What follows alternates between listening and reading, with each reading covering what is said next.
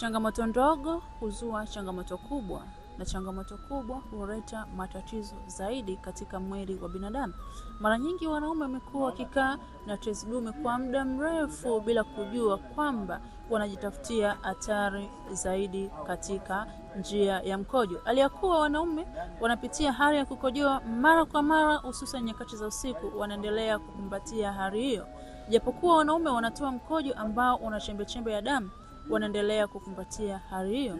Sio hivyo tu, wanaume wanafikia hali ya kushindwa kushiriki tendo la ndoa, wanaendelea kukumbatia hali hiyo. Sawa, unapuzia dalili za kutanuka kwa tezi dume, lakini vipi kuhusu saratani ya tezi dume? Utaweza kukwepa?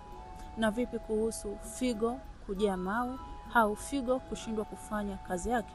Nimekuwa nikisaidia wanaume wengi sana kupona tezi dume na bila kufanya upasuaji. Inawezekana tayari umekwisha kupima na umeambiwa una tatizo hilo. Hakikisha unanitafuta leo kwa msaada wa haraka.